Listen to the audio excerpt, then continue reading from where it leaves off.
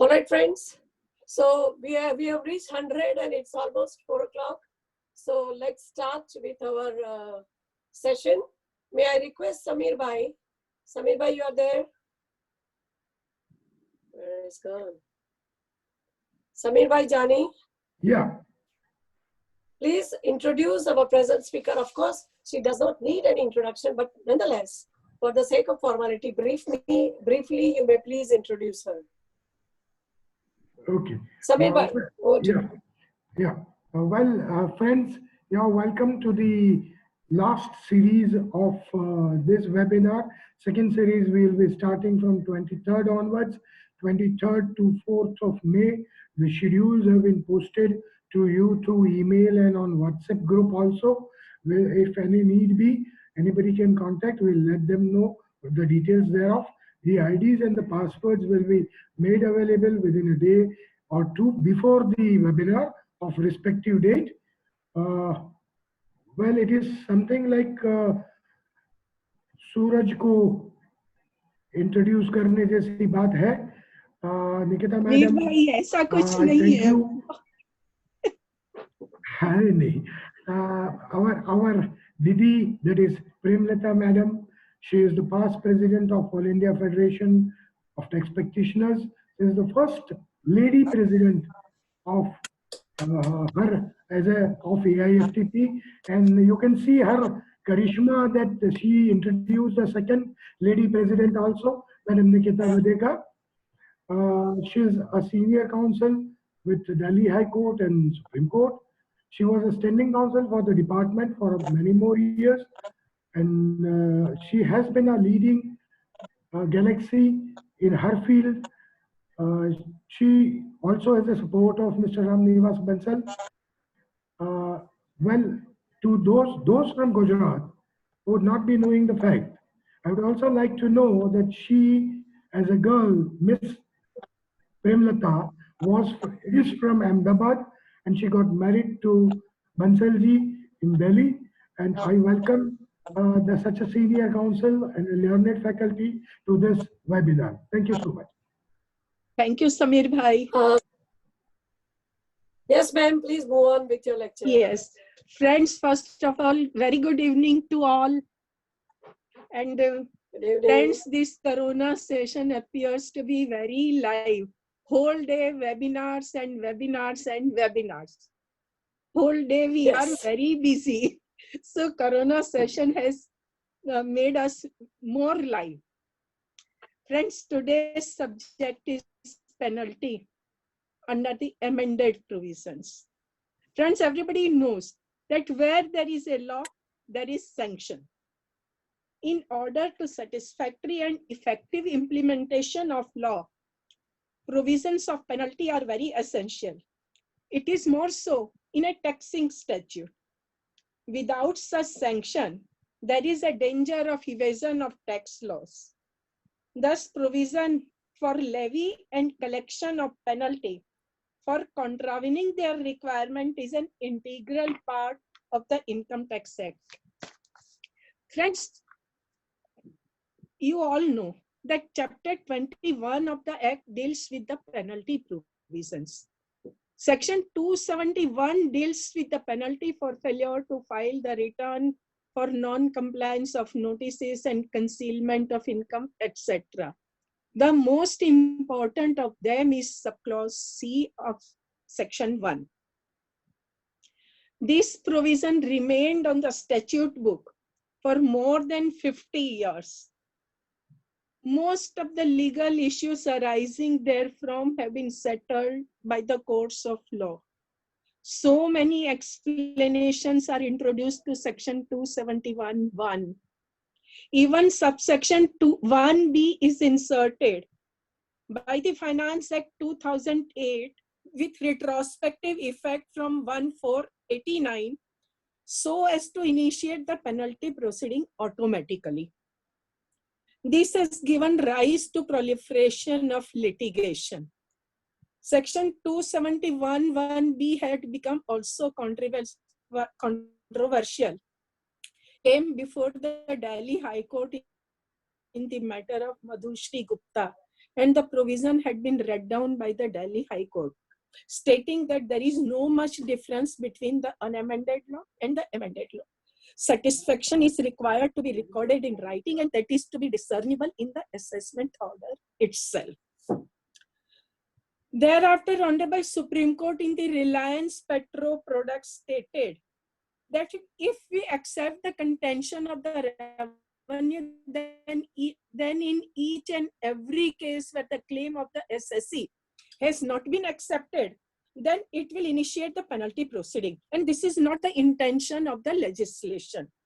So in view of several legal issues settled and to curb the wasteful litigation and to infuse a sense of responsibility and accountability, both upon the taxpayers and the tax administrators, the Income Tax Simplification Committee, headed by Justice Ishwar, in the year 2015 recommended that scope of Section 273 should be widened so as to provide that penalty for concealment of income and for furnishing inaccurate particulars of income will not be imposed where any addition or disallowance is made in the absence of any evidence or in a routine manner or on estimate basis, or where the AO takes a different view from the SSC, from the bona fide view adopted by the SSC,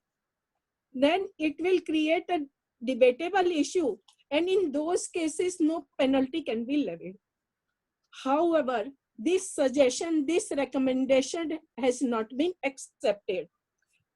This half-century old provision has been given go by, and new Section 270A has been introduced in the Income Tax Act with effect from 1/4/2017 to impose the penalty for underreporting and misreporting of income.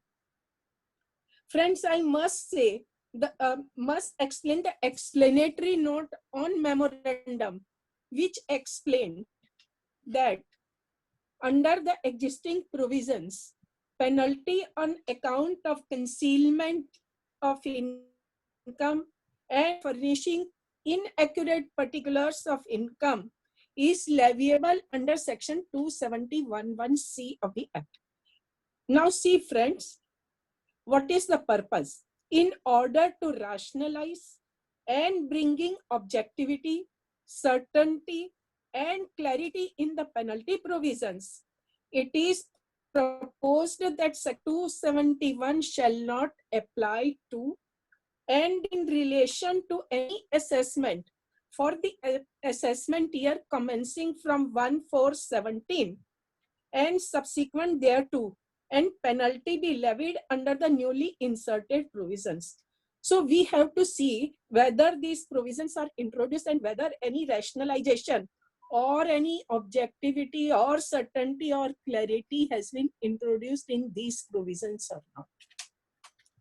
For today's presentation, I have bifurcated this subject into two.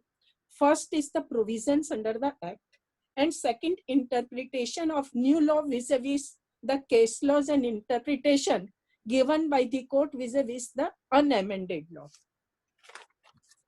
So friends, what does the provision says, this newly inserted provisions? Section 270A(1) is the charging section. It says that the assessing officer, CIT appeal, CIT or the principal CIT may, during the course of any proceeding under the Act, direct that any person who has underreported his income shall be liable to pay a penalty in addition to tax, if any, on the unreported income. So there are four authorities: assessing officer, CIT appeal, means CIT appeal can initiate the proceeding in the appellate proceeding, or CIT or the principal CIT. So principal CIT can also impose the penalty in 263 proceeding. So these four authorities are there, and during the course of any proceeding, they can direct. In the finance bill, this phrase that during the course of any proceeding under this act was not there. So what does it have? What say? That in the penalty proceeding is to be initiated, whether after the assessment proceeding or before the assessment proceeding, or whether the penalty is to be can be levied before the assessment order. So when this phrase is introduced in this provision, and then it has given the certainty that during the course of any proceeding, assessing officer has to initiate the proceeding. I mean, he has to direct that there is the underreporting or there is misreporting of income. Now, subsection 2 says that what is underreporting? It gives the instances of underreporting. Where there is a normal assessment, if the income assessed by the assessing officer is greater than the income processed under section 143(1)(a) of the Act, then it is a case of underreporting. Second instance is that where no return has been furnished by the assessee and assessing officer assess the income at a figure greater than the amount, maximum amount not chargeable to tax, then again it is the case of underreporting. In case of reassessment, if as a result of reassessment, income reassessed is greater than the figure assessed by the assessing officer in the immediately preceding reassessment, then again it is a case of underreporting.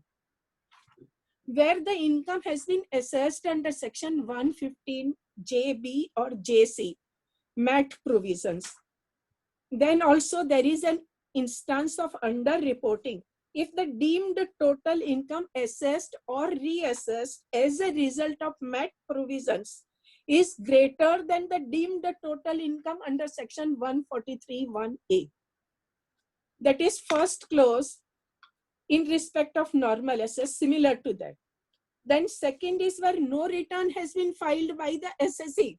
Then if the deemed total income under the MAT provision is assessed at a greater figure than the maximum amount not chargeable to tax. And the third one is again, that is reassessment. If the reassessment deemed total income is greater than the income assessed in the preceding reassessment.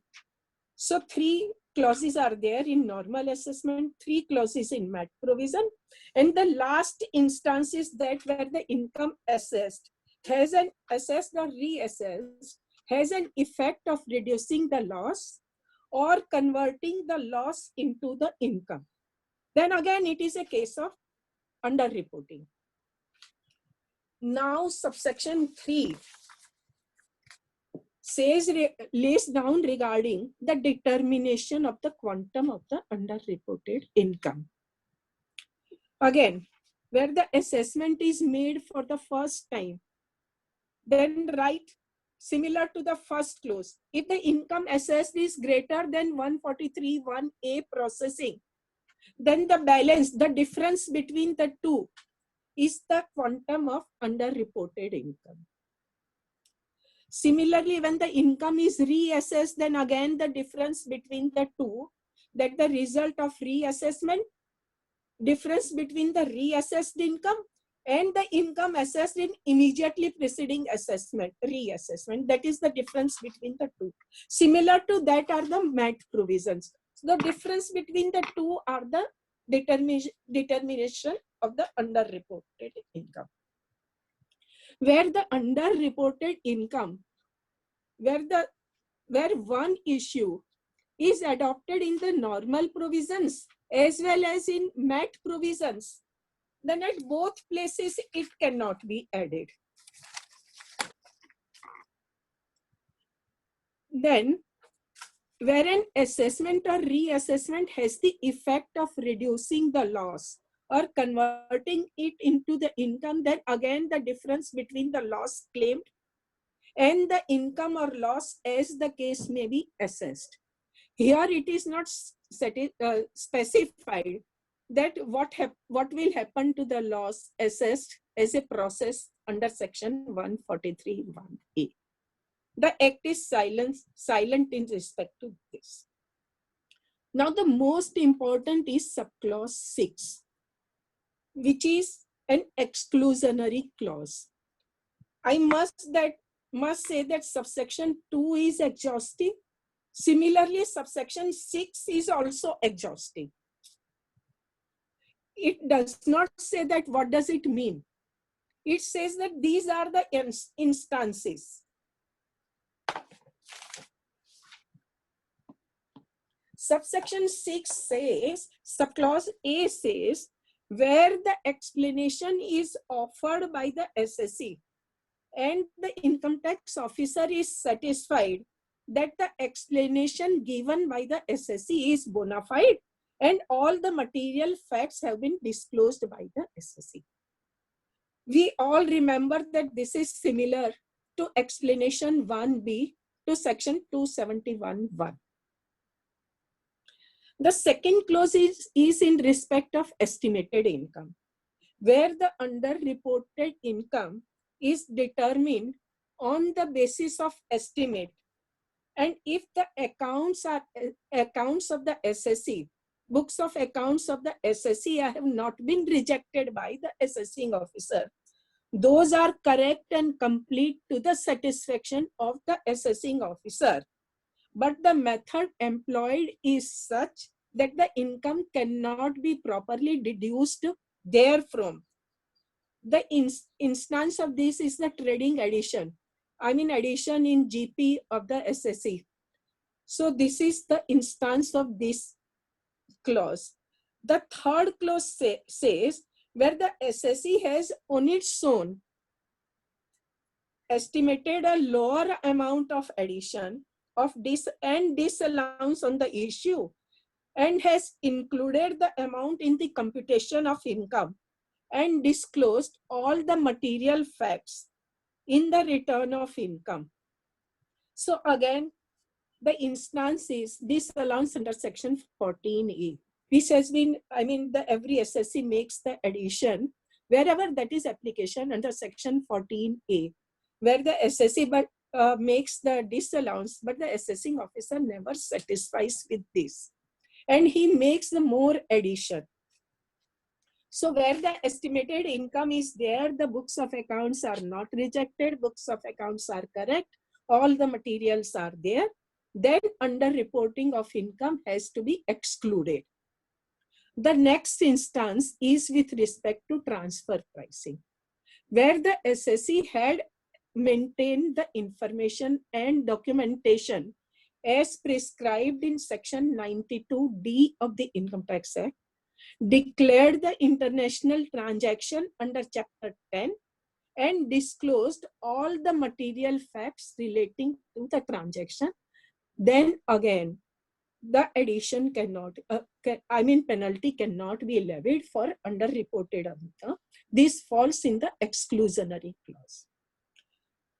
Next clause is there, where as a result of search, there is an undisclosed income found from the possession of the SSE, then this clause is not leviable. Section 270A is not applicable, and the penalty has to be levied under section 271AA(b). So in such cases, this provision is not applicable. Now, this is the underreporting of income. What is misreporting? Misreporting is stated, explained in subsection in section 9 of section 270A, where the underreporting is because of misreporting, then provision of subsection 6 will not apply. The cases of misreporting are laid down in subclause 9 as under, that where the misrepresentation is on account of suppression of facts. What is suppression? I will explain later on that what is suppression of fact or what is misrepresentation. The litigation will bound to occur in respect of this. The second instance is the failure of the SSC to record the investment in the books of accounts. So these are section 68 to 69D additions. Failure to record investment in the books of accounts. Claim of expenditure has not been substantiated by the evidence. This is contrary to subsection 6, where the explanation offered by the SSC is bona fide. This is here where the evidence has not been substantiated by the SSC in respect of claim of expenditure.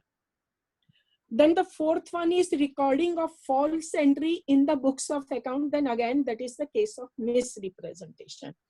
Then the fifth clause is failure to record any receipt in the books of account and that have material bearing on the total income of the SSC. The last clause is failure to report any international transaction or any transaction that is deemed to be an international transaction or any specified domestic transaction to which the provisions of chapter 10 apply. So these are the instances of misrepresentation. Now rate of penalty has been provided in subsection 7 and subsection 8. Subsection 7 prescribes the penalty in respect of underreported income at 50% of the tax payable. Similarly, subsection 8 provides for penalty at the rate of 200% of tax payable in case of misreporting. What is tax payable?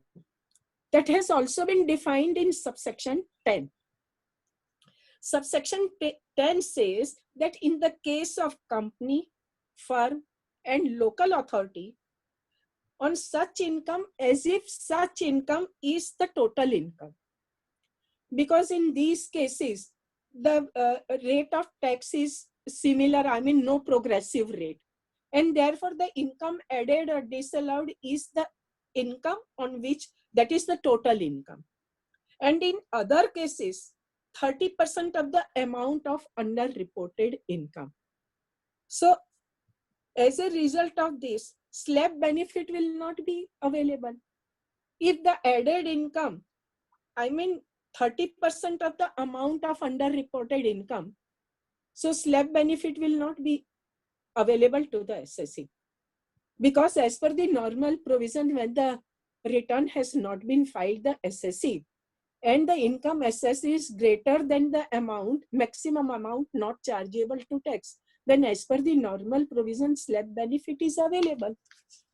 Similarly, if the income greater is than the 143(1)(a) income, then again progressive rate is applicable.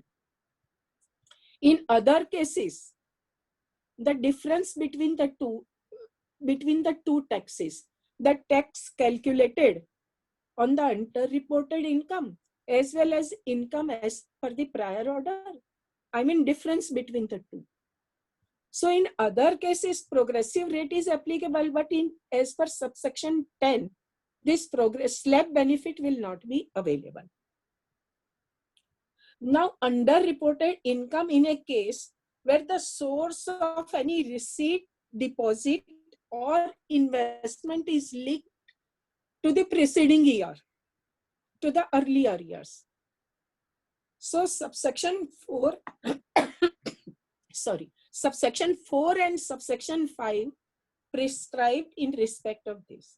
If any assessment year, it is found, or the SSC says that the source of this receipt, deposit, or investment is already from the amount added in the preceding year that has been invested during this year, but the penalty is not levied in the earlier year, then in this very year, the penalty can be levied by the assessing officer.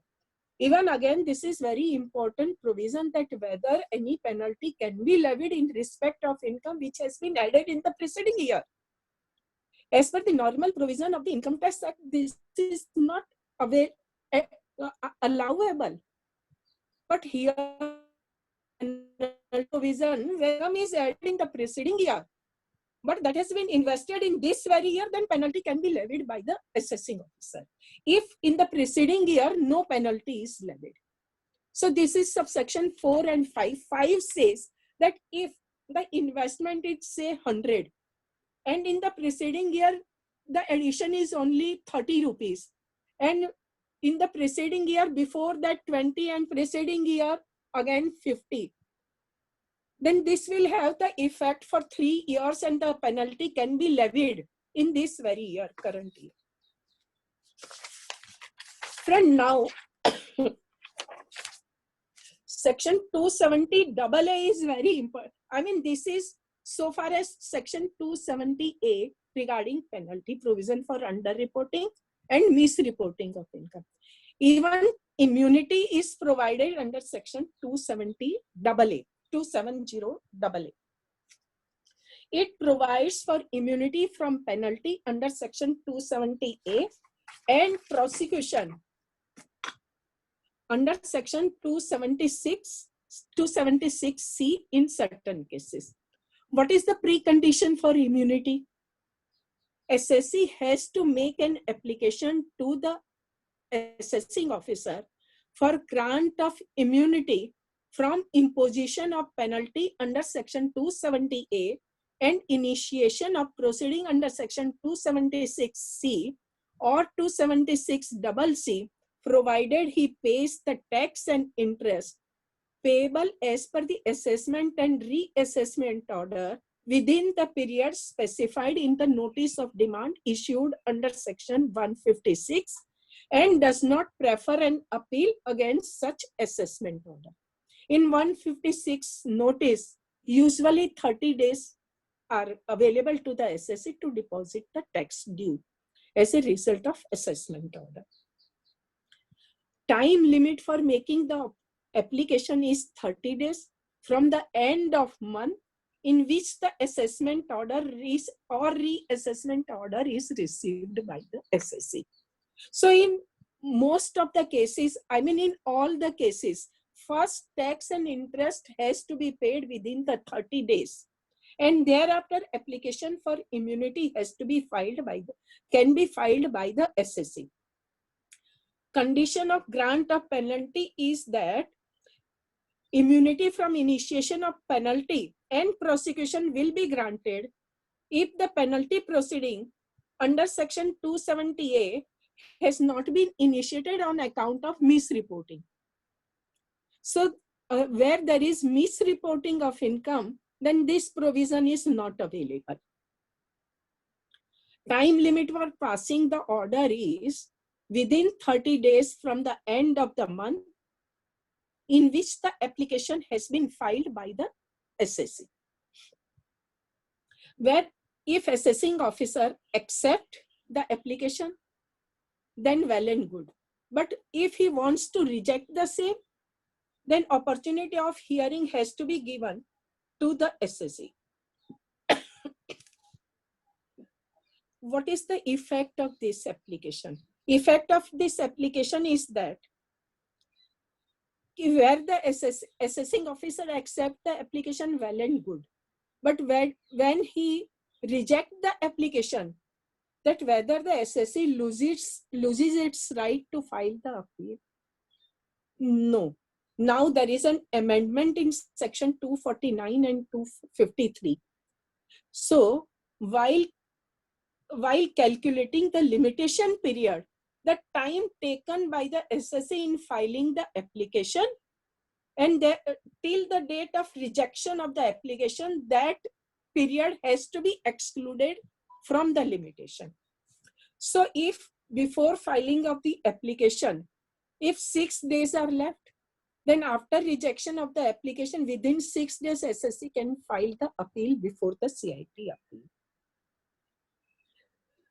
In case of misreporting, the provisions of section 270A says that where there is an underreporting, then assessing officer shall grant immunity. But where there is a misreporting, it is silent. So that means that assessing officer can use his discretion. He can exercise his discretion, but that discretion has to be exercised judicially. Suo motu assessing officer cannot reject the application. The issue arises as to when the 270 AA application has been rejected by the assessing officer. Then whether can SSC go before the principal CIT or CIT under section 273 capital A of the Act?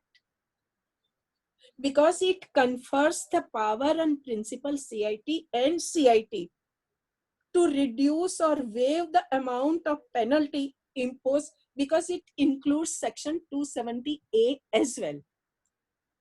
So principal CIT and CIT has the power to reduce or waive the amount of penalty. But the condition is that if he is satisfied that SSC has, prior to the detection by the assessing officer, has voluntarily and good faith made true and full disclosure of such particulars and had cooperated in any inquiry during the assessment proceeding and had paid and has made necessary arrangement for paying the tax and interest. So to my mind, this will apply to misreporting of income as well. So far as these are the provisions, I mean, I have explained only the provisions. Now the critical analysis of these provisions, various issues are arising out of this provision. The first and foremost issue is when the commencement of penalty proceeding, initiation of penalty proceeding, and recording of satisfaction. Because section 270 capital A does not incorporate the word satisfied, which was in section 271(1)(c) was there. Again, I can say section 270A(1), the assessing officer or the commissioner appeals or the principal CIT or the CIT may, during the course of any proceeding under this act, direct that any person who has underreported his income shall be liable to pay a penalty in addition to tax, if any, on the underreported income. Under the earlier law, the word satisfied was there. This controversy under section 271(1)(c) was raised in the year 1962, as early as 1962. In the case of CIT versus Angedi Chettiar, 44 ITR 739 Supreme Court, in which it was held by the Supreme Court that penalty proceeding cannot be commenced by the ITO before completion of the assessment proceeding. However, power to initiate, the power to impose the penalty depends upon the satisfaction of the assessing officer about the existence of the conditions prescribed under the provision. And that satisfaction has to be before the conclusion of the assessment proceeding. And therefore, it is a precondition for exercise of his jurisdiction.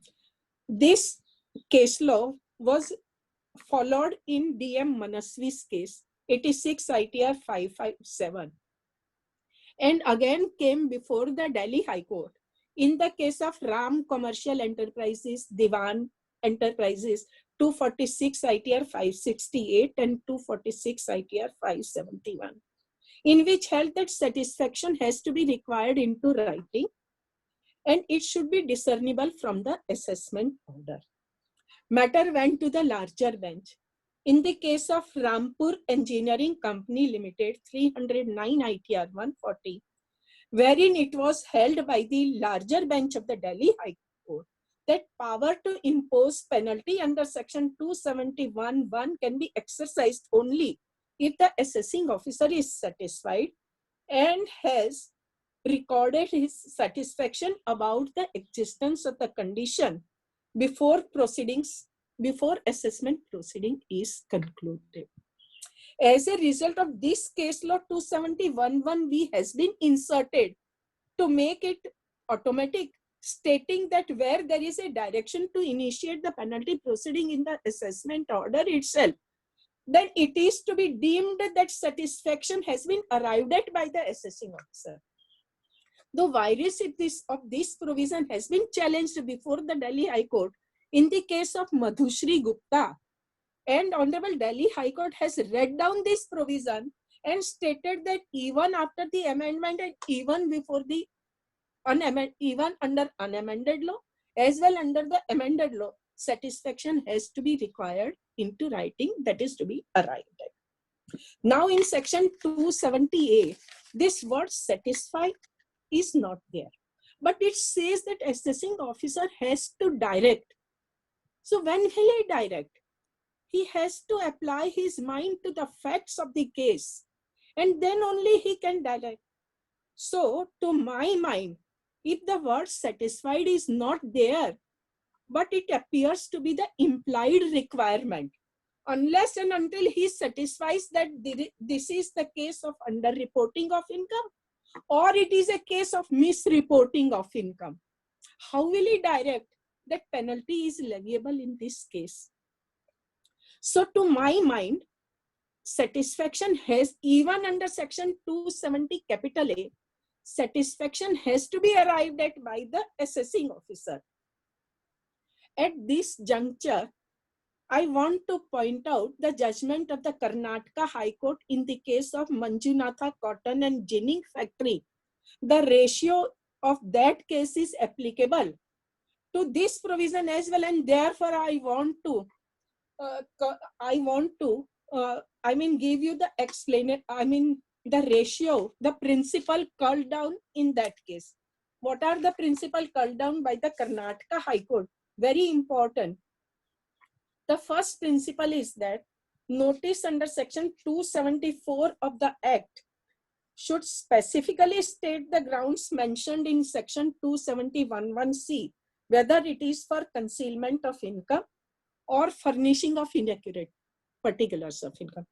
This is applicable to this provision, as I have stated right now, that assessing officer has to apply his mind that whether this is underreporting or misreporting. Then the next principle is sending printed form where all the ground mentioned in section 271 are mentioned would not satisfy requirement of law. 270 capital A is there, but section 274 is also applicable. Notice for penalty has to be issued because penalty proceeding will commence with the issuance of notice under section 274.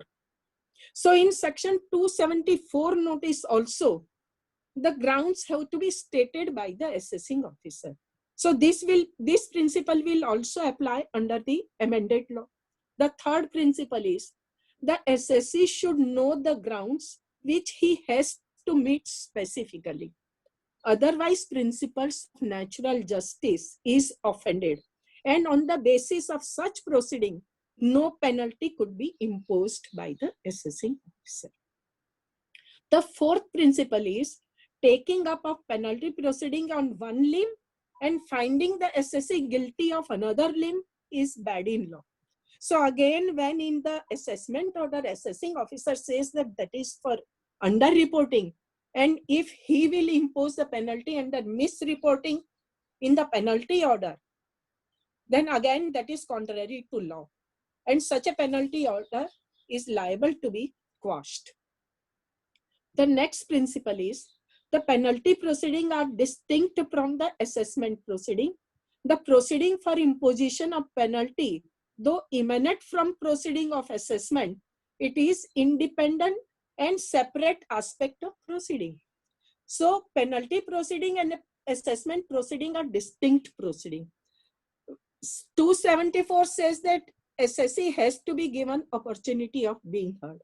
Subsection 6 of section 270A says that the explanation given by the assessee is bona fide and all the materials are there. Then subsection 6 will apply and no penalty can be levied for underreporting. So unless and until the opportunity is given to the assessee, how will he explain? And how will he prove that his explanation is bona fide? That can be proved only by way of evidences. So So this principle will also apply to the present law. Next is the finding recorded in the assessment proceeding insofar as concealment of income and furnishing of incorrect particular would not operate as res judicata in the penalty proceeding. It is open to the assessee to contest the said proceeding. So penalty proceeding and assessment proceeding are the distinct proceeding. Even if the evidence is not produced during the assessment proceeding, but it is within the power of the assessee to produce the new evidences also during the penalty proceeding. Relying upon this decision in Manjunatha's case, Honorable Karnataka High Court in CIT versus SSS Emerald Meadows dismissed the appeal of the department in which the following substantial question of law was raised, that whether omission of the assessing officer to explicitly mention that penalty proceeding are being initiated for furnishing of inaccurate particulars of income, or that for concealment of income makes the penalty order liable for cancellation, even when it has been proved beyond reasonable doubt that SSC had concealed the income in the facts of the case. What the question was raised, that assessing officer had not explicitly mentioned that what is the default on the part of SSC. So that appeal was dismissed by the Karnataka High Court, and which went to the Supreme Court, and even Honorable Supreme Court has rejected dismissed the SLP. Hello, Premlata ma'am. Sir, please. Please adjust your webcam downside.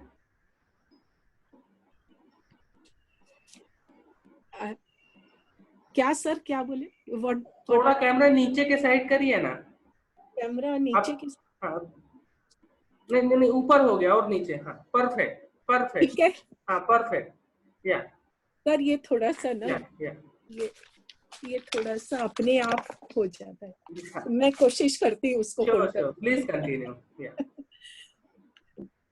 तो sir, now the question is, when the proceeding is to be initiated, when it is to be commenced, and whether satisfaction is required to be recorded in writing.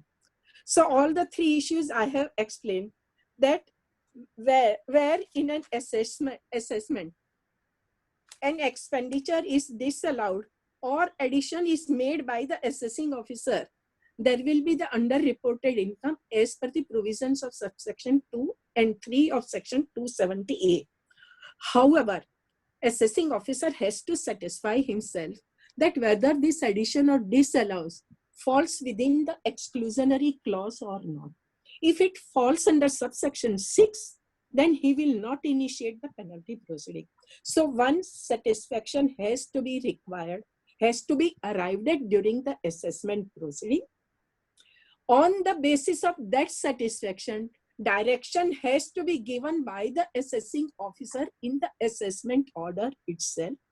Then after issuing the notice under section 274 for the specific charge, because what assessing officer is doing, that all the conditions for which the penalty can be levied are in the printed form, and they do not strike off those options.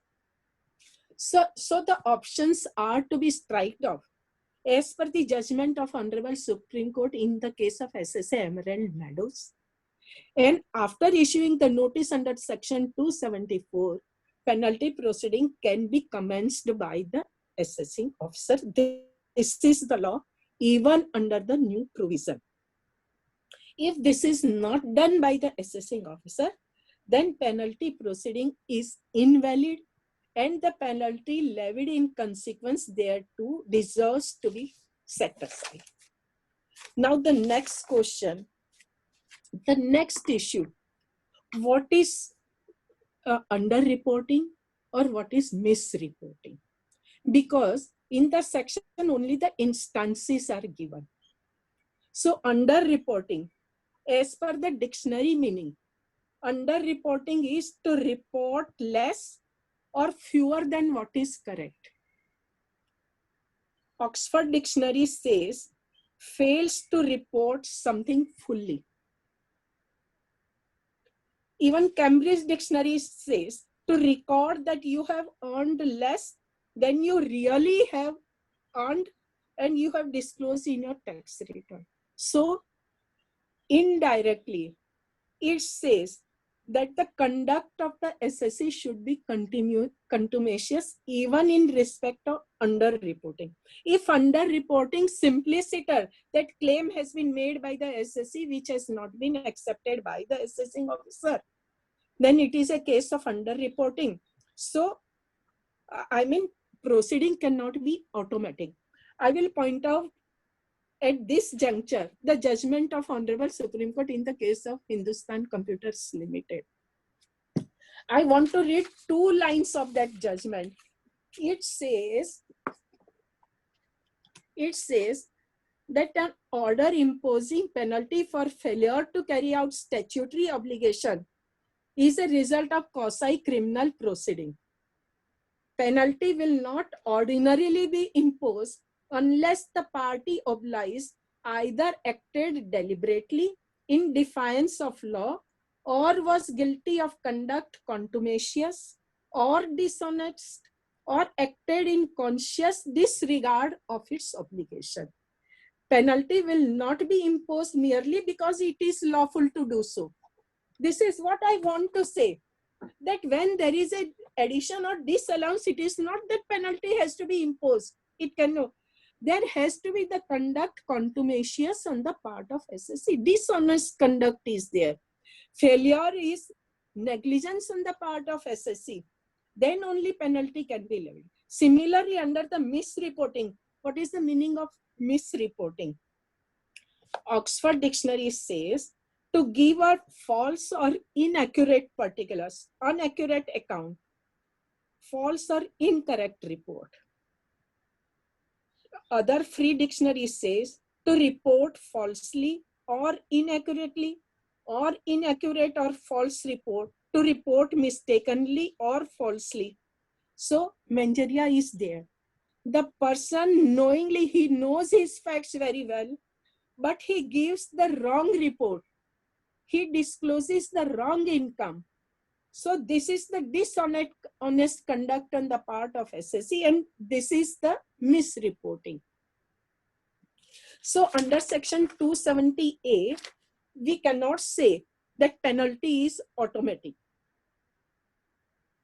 Moreover, I again repeat that subsection 2 and subsection 6 are exhaustive. So unless and until the case of the SSC falls under subsection 2, no penalty can be levied. Similarly, misreporting is there. That is also exhaustive. So if the case of the SSC falls within that provisions, then only penalty for misreporting can be levied. Otherwise not. So the enumeration of the cases will make the meaning of misreporting exhaustive. Ordinary meaning of it also suggests the culpability or existence of guilty mind on the part of SSC. Bona fide inadvertence or mistake in not recording investment can always be taken by the SSC as a defense. SSC can always explain that this is the bona fide mistake on his part, or say that his advocate or his chartered accountant have suggested so, or the expert opinion was taken. So this is the bona fide mistake on his part, and he can always take it as defense. Now the next is the burden of proof. Under penalty proof, it is a well-established principle of law that whosoever says that this is done, that this is for him to prove it. So it is for the assessing officer to prove that there is a concealment of income or inaccurate particular of income on the part of SSC. So this is to be proved by the assessing officer as held in the earlier cases, that is CIT versus Anwar Ali and all that cases. As a result of those cases, explanation 1 had been inserted into section 271, and it was held that now the burden is on the SSC to prove that he gives his explanation is bona fide, it is satisfactory, and he gives all the material particulars with respect to that. So unless all that is done by the SSC, then burden shifts on the department. And department has to disprove that whatever has been produced by the SSC or whatever explanation offered by the SSC is not correct. Then only penalty can be levied. So under section 270A, sorry, explanation 1B is inserted in section 6A. So again, the penalty proceeding under section 270A is not automatic. SSC can always take it as defense. The initial burden, under this section also, initial burden will be on the SSC to show that benefit of exclusion is available to him. Similarly, in the case of transfer pricing additions, initial burden is on the SSC. Even in cases of estimation of addition, the burden is on the SSC that his accounts are correct and complete books of accounts are not rejected. In the case of misreporting, misreporting, now very interesting point.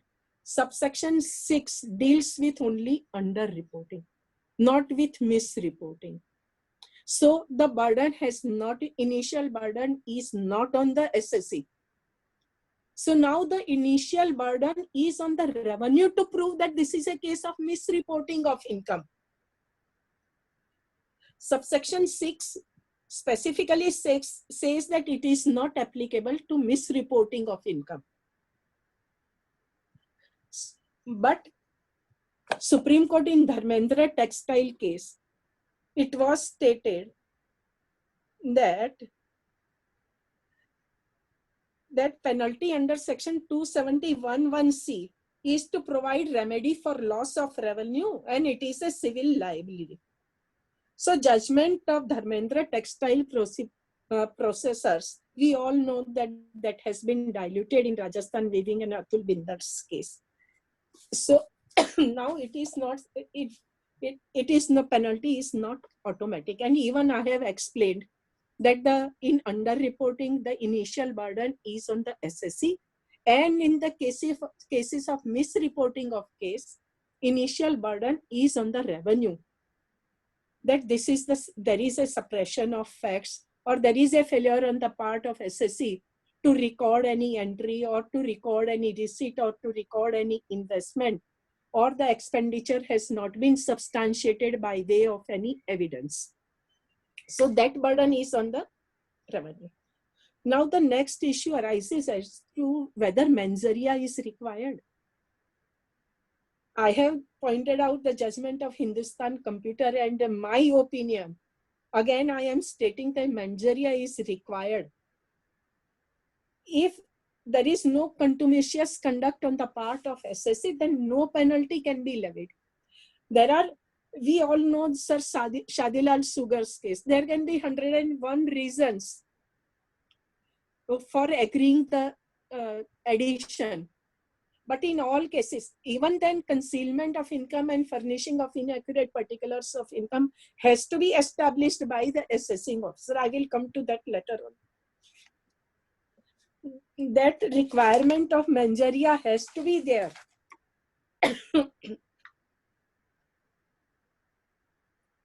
I have also explained that whether levy of penalty is automatic or discretionary. Levy of penalty is not automatic, because in the case of underreporting, subsection 6 is there, and misreporting, that cannot be automatic in any case. Now the next issue is whether in the case of debatable issue, penalty can be levied. To my mind, in debatable issue, penalty cannot be levied. Because every SSC in every case, I mean in each return, he will make the claim. His claim is bona fide. He can, unless and until he will make a claim, how will he file the return of income? That claim can be, his claim can be bona fide, that can be explained by the assessing officer. Opinion of the assessing officer can be different, but in debatable issues, no penalty can be levied.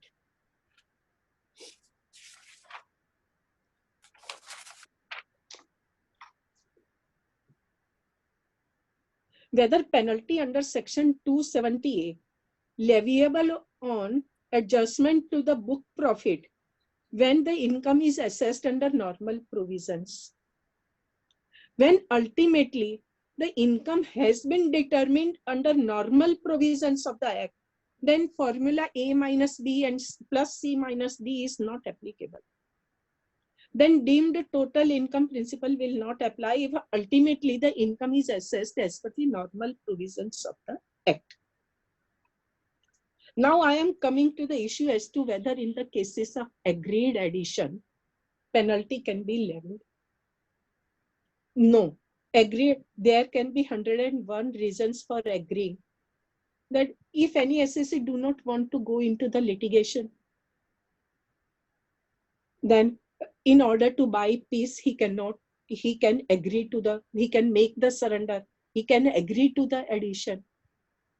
The earlier law was that Sir Shadilal Sugar was dead, but thereafter KP Madhusudan 251 ITR 9, the Honorable Supreme Court said that Sir Shadilal Sugar is no longer a good law after insertion of explanation 1 to section 271(1)(c).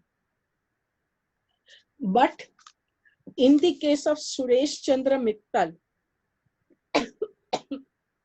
Honorable Supreme Court has said that in the case of agreed income or the surrender of income, no penalty can be levied, because in each case, assessing officer has to be established that there is a concealment of income on the part of, because that is the only condition under section 271(1). So whether in the case of 270A also, where the assessee agrees, then also whether penalty can be levied. Where the declaration is made during the survey and assessee files in his return, assessee agreed to the income during the survey and he files the return and declare that income in the return of income, then no penalty can be levied as per the Delhi High Court judgment in SAS Pharmaceuticals 335 ITR 259. In respect of section 270A, where the assessee himself declares or agrees to the income, then penalty can be levied.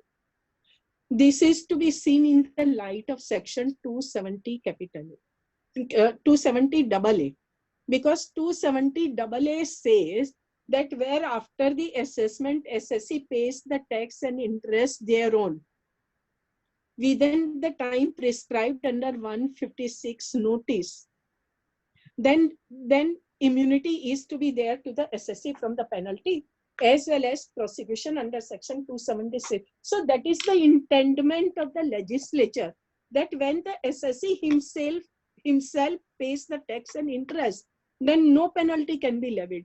So where during the assessment proceeding itself, assessee agrees and surrenders the income, then where is the question of levying the penalty? To my mind, even no direction can be given by the assessing officer in the assessment order for levying the penalty, because before filing of return, assessee himself pays the tax and interest thereon.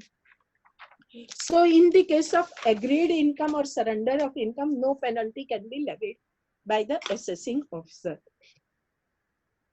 Now the question arises, this is so far as penalty, but whether after direction of penalty, whether show cause notice has to be issued by the assessing officer. Yes, because penalty proceeding will be commenced only with the issuance of notice under section 274. Because 274 says that opportunity of being heard has to be given to the assessee. So show cause notice has to be given to the assessee. And again, I am stating that that notice has to be a valid notice. If precise charge has not been mentioned therein, that is the invalid notice as per SSA Emerald Meadows case. Now, whether the SSC can file an application for immunity under section 270AA simultaneously, appeal and application both can be filed simultaneously. Say there is a case where some addition has been made and satisfaction is for misreporting and some addition with respect to underreporting. Then whether the SSC can file both application for immunity as well as appeal. Appeal for misreporting and immunity for application for immunity for underreporting of cases. This will be decided in the litigation only, because under section 270AA provisions are such that the condition is that tax and interest is paid and no appeal is filed. So that is not issue wise. If we go rationally and reasonably, that it can be, I mean, it should be issue wise, but the section doesn't say so. So in this matter, in such type of cases, either writ can be filed. It invites the litigation, I must say. Whether late filing of application for granting an immunity is permissible. SSC has paid tax and interest within the period prescribed under the 156 notice. But for any reason, he could not file an application.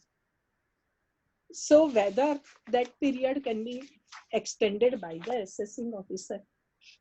To my mind, the word shall is in this section, but where the intention of the SSC is very clear, that he has paid the tax and interest thereon.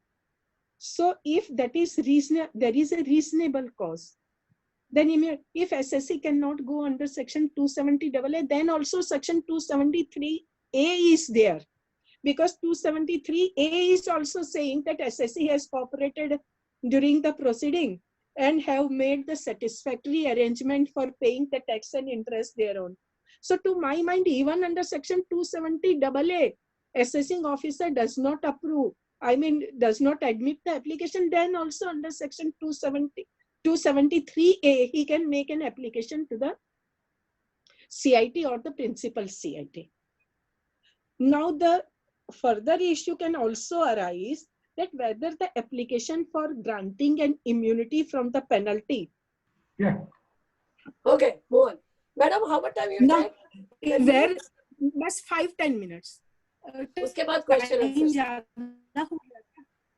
नहीं, it's okay. Okay, the next question, where the application has been, where the application is rejected by the assessing officer under section 270AA, then whether SSC can go in section 273A application? Yes, he can go, because there the 273A power is with the principal CIT and CIT.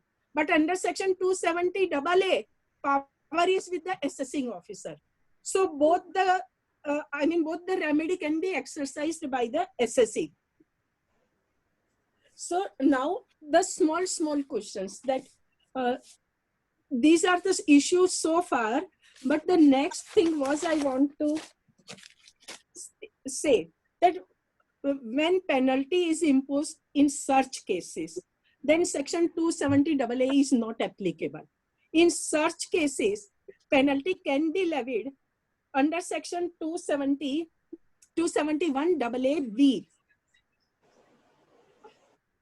It says that in such cases where the search has been initiated under section 132 on or after 15/12/2016, the SSC shall pay by way of penalty, if any, payable by him, a sum at the rate of 30% of the undisclosed income or specified previous year, if during the search in the statement recorded under section 132(4), SSC has admitted the undisclosed income, specifies the manner in which the income was derived, and that manner has been substantiated by the SSC during the proceeding, and he pays the tax and interest thereon, then 30% of the tax payable has to be paid by 30% of undisclosed income has to be paid by way of penalty, and in other cases 60%.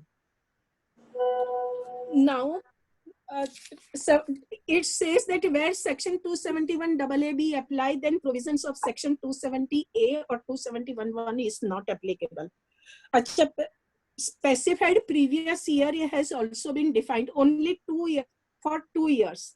I mean, in which year the search is conducted, and the preceding year of the year of date of search, where the time prescribed under section 139(1) for filing the return of income has not been expired, and SSC has not filed the return.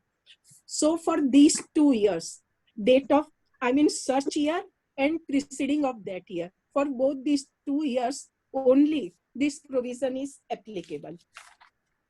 One more provision in respect of section 68 to 69D, this provision is not applicable.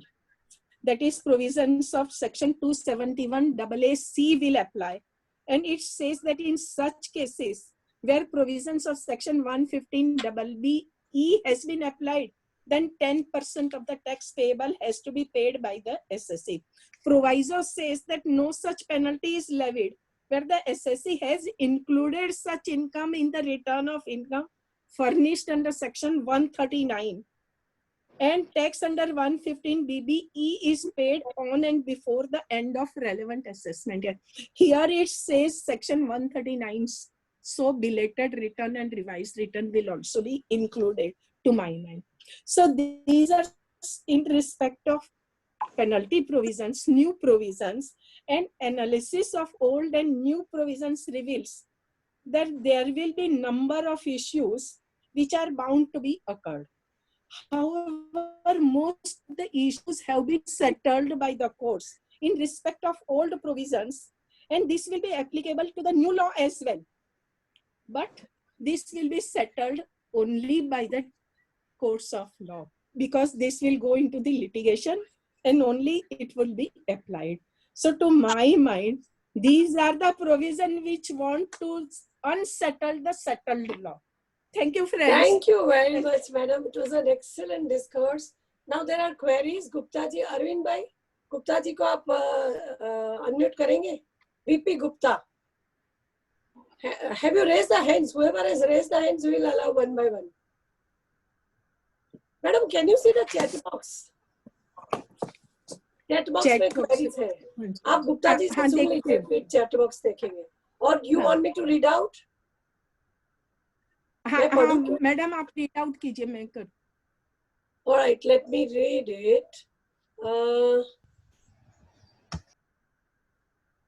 Everybody says informative. Yes. Right. One is by. कौन सा question है? इसमें question अभी. Madam, go a little up. Looking to the object stated in the finance bill, I'm reading that the mobile name is Delhi PC. I don't know what is this. Looking to the object stated in the finance bill for making change in penalty laws. Madam. Looking to the object stated, my answer is that even today it is not automatic. Difference between the assessed income and returned income, unless the case is made out in explanation. To my mind, it is not applicable. First of all, subsection 6 has to be seen. 6A says that whether explanation offered by the SSC is bona fide. If it is automatic, then there is no question of any explanation given by the SSC. Even in the case of estimation, SSC has to be explained that my books of accounts are true and correct, and every material thing has been disclosed therein. So to my mind, it is not automatic. Next question, ma'am. This is sent to me, I don't know why. If AO has initiated penalty under 270A in the assessment order, however, no penalty was issued under section 271(1)(C). penalty. this How is can it be? different. Later he issued corrigendum with final assessment order. Can this mistake be rectified? If there is a direction in the assessment order that penalty is levied under section 270A, and in section 274, notice under section 274, it is stated that 271(1)(c), then it is an invalid notice. But later he issued corrigendum with final assessment order. How can we? No, this question is wrong, madam. No, there is one. SSC, I'm penalty just- can be initiated only in the assessment order. Okay. Unless and until he directs in the assessment order, no penalty notice can be initiated. Query is not, I mean, the full query is not there. The Madam, queryist may be given, may give the full query. I've given one more query. I've copied. AO has initiated 270A. Just now I've sent one. Very is, AO has initiated penalty under Madam, 270. for assessment year 12-13, when SSC has not filed the return under section 139 and case was reopened under section 147 and return filer SSC has passed the order with income filed in, can penalty be for assessment year 2012 and 13, only the old provision section 271 would apply and not section 270A. I may make it clear. The case was reopened under section 147 and returned file. ठीक है, AO has passed the order with income filed in return. Can penalty be levied on this? नहीं. देखिए, पहली बात तो 270A will not apply to this case. AO passed. Okay. Arvind ji, VP Gupta को unmute कीजिए. Arvind ji, you are there? Yeah, he is unmuted. Okay. Now let him speak. Gupta ji, go ahead. Thank you, Mrs. Bansal. You have explained very well. Am I audible? Yes, Gupta very good. Yes. Gupta ji आप Yeah. Follow करते हैं. No, thank you very much. You have explained the provisions very well. I just want a clarification in regard to practical aspects of this. As you have explained, you see the provisions are applicable. Subsection 3 says underreported income. Then subsection 6 excludes in certain situations when it is not the underreported income. If because of subsection 6 something goes out, then it is not underreported income, no provisions are applicable. Yes, And if we go further, that's something which is not excluded in subsection 6, then comes subsection 9, which says underreported income in consequence of consequence of income. Then the question of penalty of 200% will come. If it is underreported, then question of 50% will come. But practically, how the assessing officer will work now, because section assessment for assessment year 17-18 have already been completed. Most of the notices have been issued by the assessing officer in same manner as were being issued earlier under section 271(1)(c).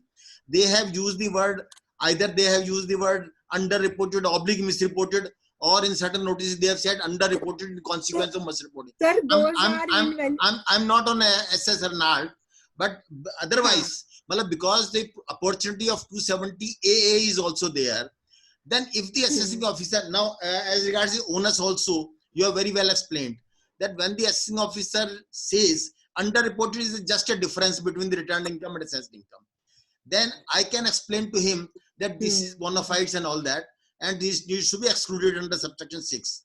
Then the stage comes of underreporting, underreported as a Sir, consequence आपकी of आवाज नहीं आ रही. हाँ, अब आ रही है. unreported Sir, income. आवाज नहीं आ रही. Vanshu, So then the consequence of आवाज नहीं आ रही. okay. अभी आ रही है? अभी आ रही है? So the issue is how practically the provisions will be implemented and will be understood. Am I clear? Sir, आपकी आधी क्वेरी मैंने सुनी. आपने कहा कि सबसेक्शन 6 में निकल गया अंडर. नहीं, स्टेजेस की बात कर रहा हूं मैं. जैसे असेसमेंट हुआ, reporting thereafter what you want to say. तो असेसमेंट हुआ, उसने नोटिस दे दिया. अब नोटिस पे तो जनरल उसने प्रपोजिशन दिया. उसके बाद मतलब जैसे 271A की भी स्टेज है, तो किस तरह से वर्कआउट किस तरह से होगा, किस स्टेज पे वो अंडर रिपोर्टेड कहेगा, किस स्टेज पे मिस रिपोर्टिंग होल्ड करेगा, किस स्टेज पे मैं अपनी एक्सप्लेनेशन दूंगा. तो how application under 270A will be filed, all these complications, practical aspects, what are your views about this? Sir मेरा व्यू ये है कि असेसमेंट ऑर्डर में उसको बताना पड़ेगा कि ये अंडर रिपोर्टिंग सिंप्लिसिटर है कि under reporting in consequence of misreporting है, क्योंकि हमारे 270(11)(c) में भी कोर्ट यही कहता था कि ये कंसीलमेंट ऑफ इनकम है या furnishing of inaccurate particulars of income है। तो टू माय माइंड पहली बार तो उसको वहां क्लियर करना पड़ेगा। उसके बाद 274 का नोटिस देगा कमेंसमेंट ऑफ पेनल्टी प्रोसीडिंग के लिए, उसमें भी उसको बताना पड़ेगा कि whether this is under reporting simpliciter, और क्योंकि आपको सबसेक्शन यदि अंडर रिपोर्टिंग सिंप्लिसिटर है तो वो आपको अपॉर्चुनिटी देगा कि whether your case falls under subsection 6 और नॉट, और यदि under reporting in consequence of misreporting है then also you can file the evidences before during the penalty proceeding, because ये लॉ तो चेंज हुआ ही नहीं है ना कि assessment proceeding and penalty proceeding are the distinct proceeding. The finding conclusion in the assessment order is not the conclusive, finding in the assessment order is not conclusive, and SSC can adduce the evidences during the penalty proceeding as well. ये law तो इन provision से change हुआ ही नहीं है ना। 270 की application कब करूंगा, कैसे करूंगा? 270 की एप्लीकेशन पहले tax and interest with in 30 days, क्योंकि 156 का नोटिस करा विद इन 30 डेज आप पे करो from the date of receipt of order, right? Application आपको within 1 month from the date of order. नहीं, वो तो कंप्लायंस की बात थी कि वो है, बट जब तक पेनल्टी का पता नहीं चलेगा अंडर रिपोर्टेड है, मिस रिपोर्टेड है, आउट है सबसेक्शन 6 में, तो कैसे मैं एप्लीकेशन करूंगा और क्या मतलब उसमें कहूंगा? क्योंकि पहले वो कहेगा अंडर रिपोर्टेड 3 में, फिर 6 में आउट होना है, 6 में आउट हो गया तो मैटर ही खत्म हो जाता है। सर इसीलिए मैं कह रही हूँ कि उसको असेसमेंट ऑर्डर में डायरेक्शन देनी पड़ेगी कि ये अंडर रिपोर्टिंग है कि मिस रिपोर्टिंग है। अंडर रिपोर्टिंग होगी तो आप टैक्स और इंटरेस्ट पे करके। अरे आप ही दूसरे को चांस दीजिए Gupta ji. There are lot of people raising hand. Arvind ji, जिसे रेज हैंड किया सबको एक के बाद एक जल्दी। Yeah, Mr. Srinivasan, you can ask your question now. लंबा है। Okay, Mr. This means Saurabh. Yes, sir. Yes, ma'am. Thank you. Arey, Thanks. I'm online. Okay. You say that. Okay. Hi. Hello. Hello. Madam, Premlata Bansal, madam. हाँ, नमस्कार राव साहब। Namaskar. Madam, actually one case is there for the 2004 and 5 one survey is made under the premises of business. They have gone an appeal. After appeal, some relief has granted, and subsequently they have gone to the tribunal. In tribunal also they have got some relief. Subsequently, they have not filed any appeal before the High Court. Required judiciary, Andhra Pradesh High Court. In particular case, the assessing officer repeatedly giving the notice of penalty. We are giving answer. This is going on. So last 10 years, 2004 and 5, it is going on so many years. But the time limit is already gone. Why the assessing officer has to impose the penalty under section 271(c)? In this case, first query. And second query is, madam, 270AA in relating to 17-18 assessment year, but not. Sir पहले मैं आपकी पहली query का reply दे दूं। पहली query का, because section 275 would apply. You have to see the limitation in section 275. When the order is subjected to tribunal, then within 6 months from the date of order. No 6 months, no 1 year, 3 years, 4 years over. So then penalty cannot be levied. It is barred by limitation. Limitation. Why are you worrying? So many High Court, so many Supreme Court case laws are already put before the assessing officer. Assessing officer not listening our word in material. That is the problem. Okay, sir high court सुनेगा आपकी बात, assessing officer. अरे आप higher authority को लिख दीजिए, वो अपने आप हो जाएगा। ठीक है। Secondly, madam, 270A 270A starts from 17-18 assessment year, not Yes. retrospective. And 270A, how the entire material submitted before the assessing officer not accepted, and the assessment was completed 143.1, 17-18. So many 115 BBE or 68, 69 ABCD assessments are completed. But how the tax was 100%, rightly 100%, more than 100% also some cases. But how the 271, so 270 rightly queried by VP Gupta is applicable in this arena?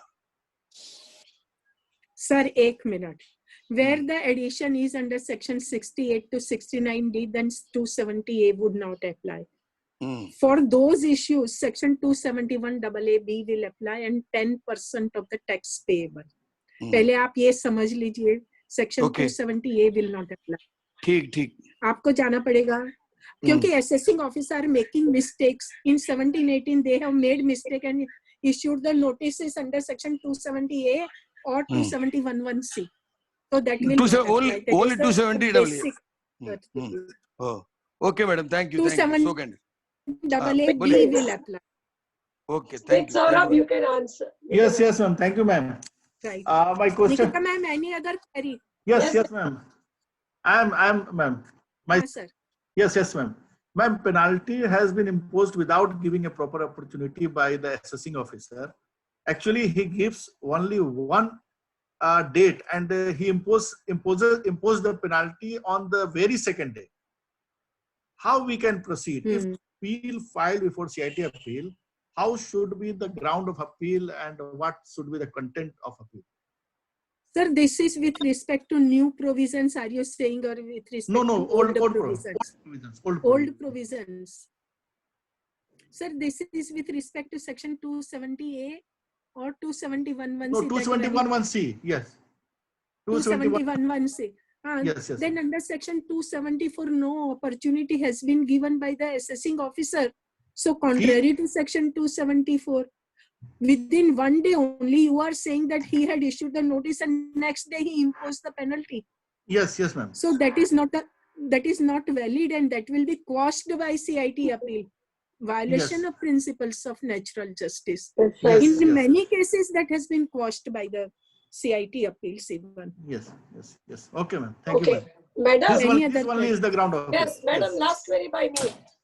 You have referred to Hindustan Computer case, the old case of penalty. Ma'am. I believe it was Hindustan Steel case. Hindustan Computer, the name is Hindustan Madam, Hindustan Steel, 83 ITR. I stand corrected, Hindustan Steel. 83 ITR, page 26. Thank you, because that's the one we have been. Thank you, ma'am, for correcting me. No, not correcting. I thought something I don't know, so I just have to correct. No, thank you so much. All because right, many cases we are applying this case. That's the standard case. We have missed that. Samir bhai, you are there? Samir bhai? Where is Samir bhai? Okay. Then I think on behalf, instead of Samir bhai, let me propose a very hearty vote of thanks to Premlata madam. Madam, if you would see the chat box, it is full of thank you for you. Everybody has praised that it was an excellent delivery and people have enriched themselves as regards the penalty matters. Thank you very much, madam. You have taken time in this hard time when I know, because thanks to all of you for such comments. You have a lot of responsibility at home also, and despite that you have spared your time for our members. Thank you very much. Friends, 23rd onwards we have still more webinars starting. Central Zone webinars are already going on. 23rd, most important, we have Mukesh Patel, a very renowned and international tax expert. He's going to address us. Now, the timing of the other zone would be in the morning. So I would be there in the morning every day at 11:30. We would be meeting one more other important aspect. There are two aspects. Just wait for two things. Number one, all those who have not donated to COVID-19 fund through AIFTP, please donate generously. I am asking minimum 1,000, but that is minimum. give it maximum what you can. Kindly donate through AIFTP. You all are going to get 100% deduction also. Don't worry about that. Secondly, our e-publication is ready. It would be released either tomorrow or day after. Mostly it will be tomorrow. Let us see. It will be released tomorrow. All of you will get it free on the website of www.aiftponline.org. You go to the site and you will be directed how to proceed with that. There is a password. It is not in downloadable or printable format because we would be updating it. So presently it is tax-free. I mean, no charge for that. But maybe in future we would charge something. Once we update it, we'll look into the same aspect. Thank you very much. Thank you for being there. Thank you very much again. Ma'am एक बात पूछना चाहती हूँ ma'am, आपने जो schedule भेजा है ना, उसमें 2 timings are there, 11 to 12, 11:30 to, so there are 2 sessions every day, 10 to 11 and 11:30 to 12:30. Yes, that is how it is. It was supposed to be. Kindly you see your schedule. My madam. There are 1 minute. 2 timings. 10 to 11. पहले 11 is there and then 10 to 11. Every Samir bhai is giving 2 sessions are there. Samir bhai Jani. 4th May. Samir Jani ko unmute Schedule is there. Premlata ji, it is something like that we will be starting from 23rd onwards. 23rd it is GST first session, then Central Zone is with us for every day. Every day there would be other zones participating into it. So there are 2 sessions, 10 to 11 Central Zone, 11:30 we give a break for 30 so minutes. that was the confusion ki why. 11:30 to 1 o'clock, and 24th being a big day in the sense that Mukesh Patel will be joining. So I would request all of them present over here to join on 24th at 11:30 also. Nikita Ben. Yes, ho gaya. Thank you very much, all of you. Thank you very much for joining us. Right. Thank you, madam. Namaskar to you and our regards to Bansal. Okay, ma'am. Thank you.